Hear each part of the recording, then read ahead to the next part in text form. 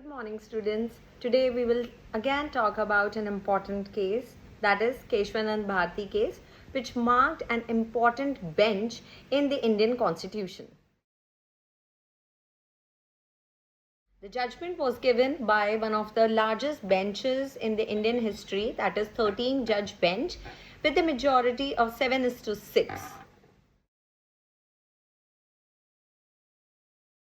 In this case, court held that though the parliament had wide power to amend the constitution, but it cannot amend the basic structure of the constitution. चलिए अब इस case के facts देखते हैं. तो केशवानंद भारती जी एक मठ के हेड थे जो एक रिलीजियस इंस्टीट्यूशन चला रहे थे.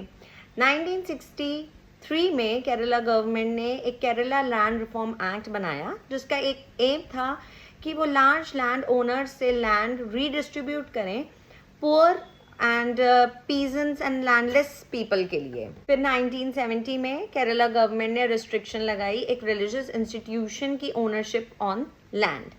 इस चीज़ पे केशवानंद भारती जो एक मठ के हेड थे उन्होंने केरला हाई कोर्ट में पिटिशन फाइल की और ऐसे करते करते पिटिशन सुप्रीम कोर्ट भी पहुंची. सुप्रीम कोर्ट में पिटिशन पेंडिंग ही थी और उसी बीच में 24th amendment of the constitution आ गया जिसने जुडिशियल रिव्यू पे रिस्ट्रिक्शन लगा दी.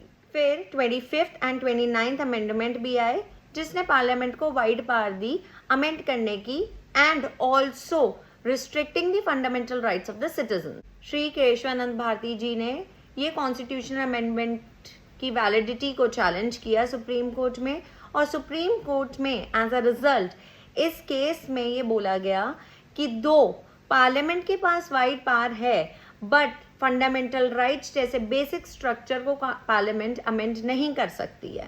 ये एक लैंडमार्क केस बना और इसको बेसिक स्ट्रक्चर डॉक्ट्रीन केस भी कहा जाता है.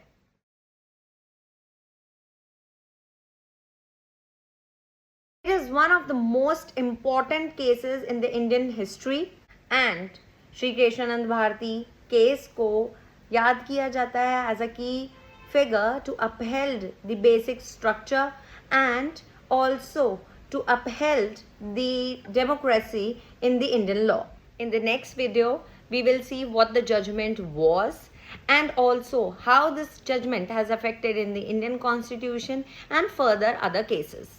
Thank you and keep watching.